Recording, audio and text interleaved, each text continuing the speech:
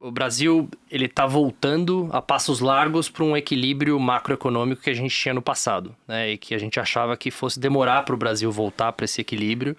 Mas, infelizmente, a gente tem visto sinais claros de que o Brasil está voltando para aquele equilíbrio de mais gastos, né? Mais inflação, mais juros no final do Quando dia. você começou a falar, tá voltando pro equilíbrio, eu comecei a ficar otimista.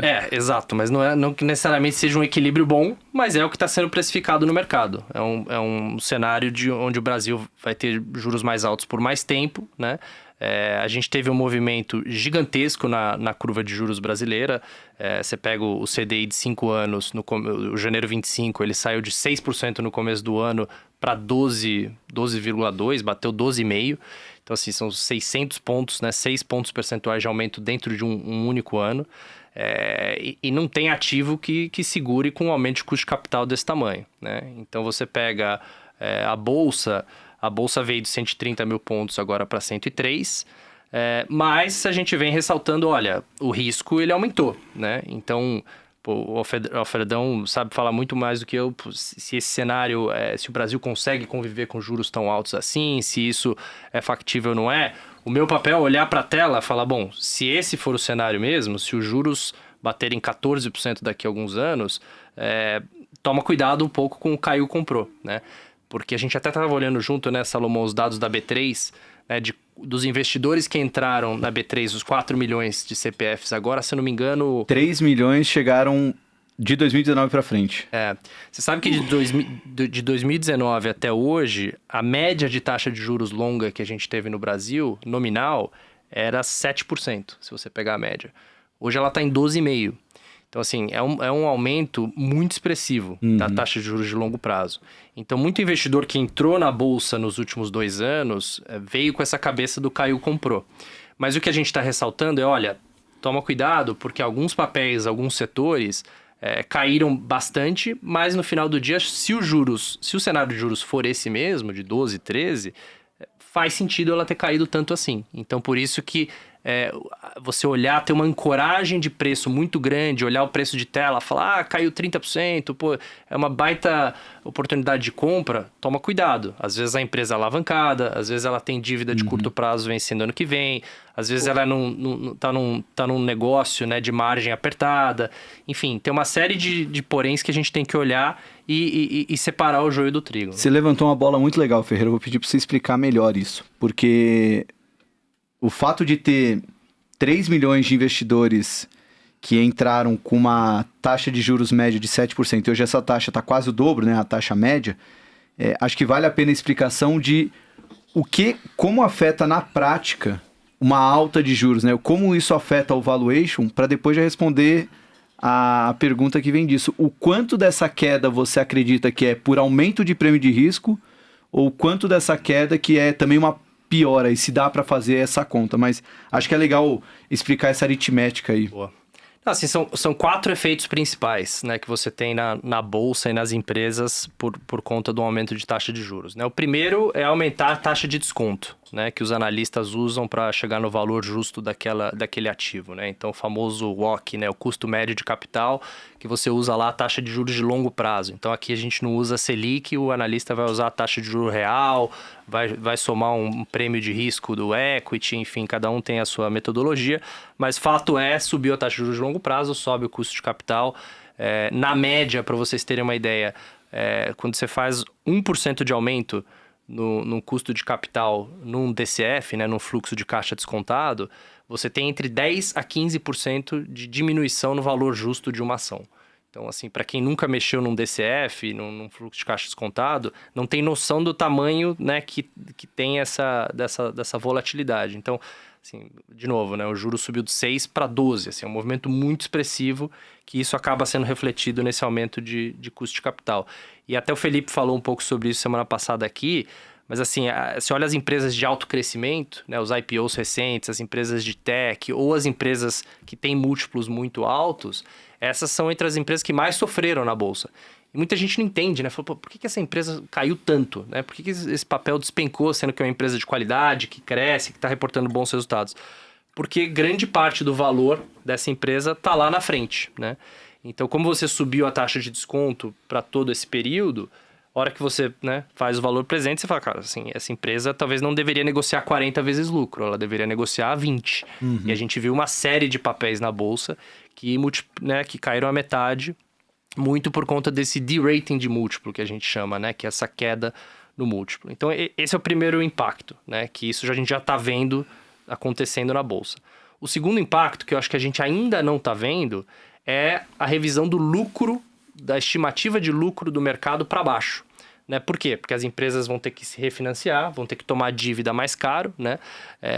E isso vai impactar o lucro, o custo da despesa financeira para cima e os lucros vão sofrer. Eu acho que esse movimento ainda não aconteceu. Quando eu olho estimativa de lucro para o ano que vem, ela ainda está bem estável e ela caiu principalmente por conta das empresas de commodities, né? A Vale, as mineradoras, enfim. Então isso a gente já começou a ver um ajuste na estimativa de lucro, mas os papéis domésticos ainda não. Então acho que ainda tem um pouco ali de revisão para acontecer do mercado. O terceiro efeito a gente está vendo fortemente, que é a migração de fluxo, né, da renda variável para a renda fixa. Então a gente está vendo muito saque, né, de fundos de ações e fundos multimercados e um ingresso muito grande na renda fixa, né? Esse ano, fundos de renda fixa captaram quase 300 bilhões de reais, né? Isso só em fundos, tirando o que foi alocado direto, né, nos títulos, nas emissões. Então, enfim, tem essa migração muito grande acontecendo e dá para entender, né? Assim, o 1% voltou a ser uma realidade, né? 1% ao mês. Então, tem muita gente falando, pô, assim, eu vou sair da bolsa, invisto num título aqui de 12 meses, né, ano que vem, no meio da eleição, eu saco e vejo o que eu faço. Eu continuo tomando risco ou não, enfim. Então, dá para entender um pouco desse movimento, dado que o movimento de juros foi muito forte. E o quarto e último movimento, o impacto dessa alta de juros, é o impacto que vai ter na economia em si, né? A contração de demanda que vai acontecer por conta dessa alta de taxa de juros. E aí a gente está vendo todos os economistas, né, revisando o PIB para baixo, falando que ano que vem provavelmente o Brasil terá uma recessão técnica, né, que são dois trimestres aí de PIB negativo. Por mais que o PIB do ano talvez não seja negativo, você pode ter ali 2 trimestres de PIB negativo. E uma coisa que me preocupa bastante é quando você olha os dados do Banco Central, a alavancagem das famílias brasileiras nunca esteve tão alta.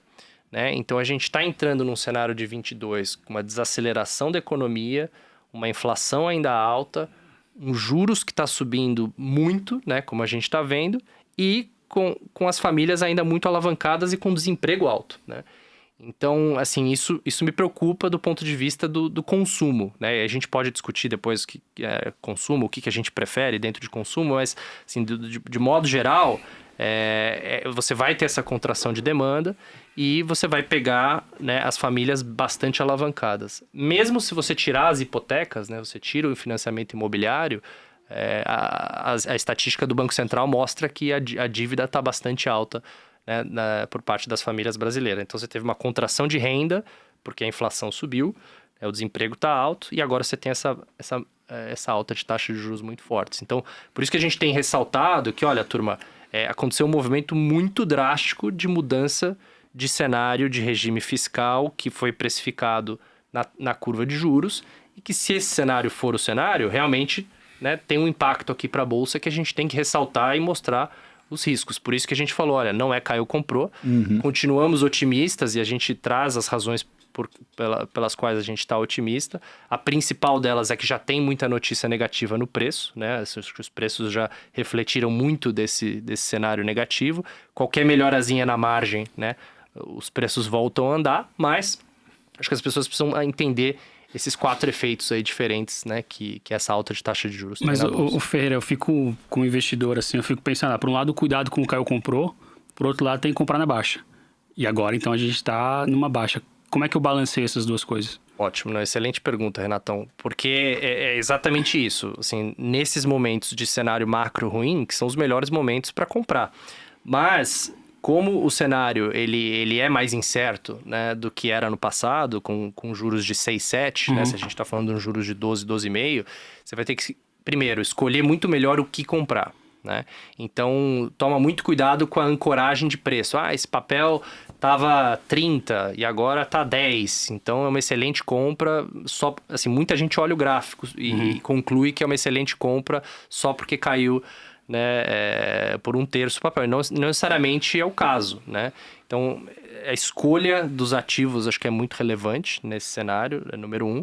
E número 2, parcelar essas compras também, né? O que a pessoa física adora fazer o preço médio, mas é um pouco disso, né? Assim, se eu tenho, sei lá, R$1.000 ou R$10.000 para investir, em vez de você fazer uma única aposta, você vai comprando, né, ao longo de semanas ou meses, ou fazendo aportes, né? E isso vai criando um preço médio, ao invés de você tentar acertar o low, né? Tentar acertar o pior momento possível. Porque o cenário ele tem deteriorado, né, ao longo dos últimos meses.